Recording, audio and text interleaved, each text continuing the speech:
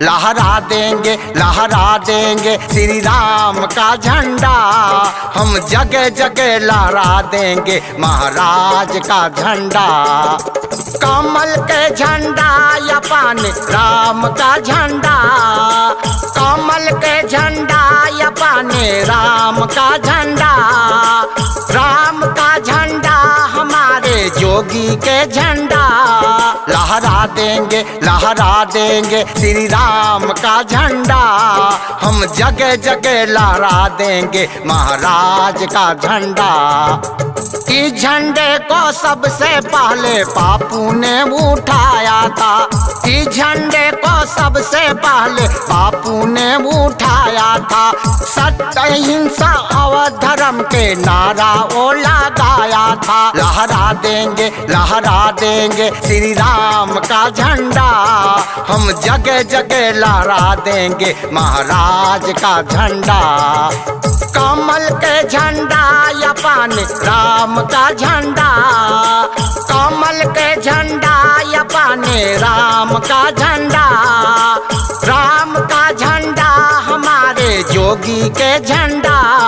लहरा देंगे श्री राम का झंडा। हम जगह जगह लहरा देंगे महाराज का झंडा।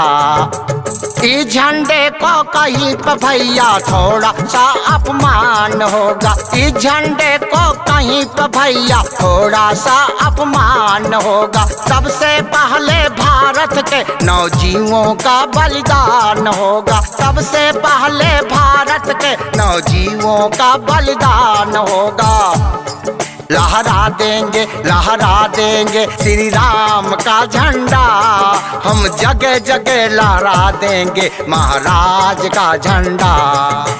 कमल के झंडा या पानी राम का झंडा, कमल के झंडा या पानी राम का झंडा। राम का झंडा हमारे जोगी के झंडा। लहरा देंगे श्री राम का झंडा। हम जगह जगह लहरा देंगे महाराज का झंडा। इस झंडे को हरिश्चंद्र ने काशी में उठाया था। इस झंडे को हरिश्चंद्र ने काशी में उठाया था। सत्य अहिंसा और धर्म के नारा वो लगाया था। सत्य अहिंसा और धर्म के नारा वो लगाया था। लहरा देंगे श्री राम का झंडा। हम जगह जगह लहरा देंगे महाराज का झंडा। कमल के झंडा या पानी राम का झंडा, कमल के झंडा या पानी राम का झंडा। राम का झंडा हमारे जोगी के झंडा। लहरा देंगे श्री राम का झंडा। हम जगह जगह लहरा देंगे महाराज का झंडा।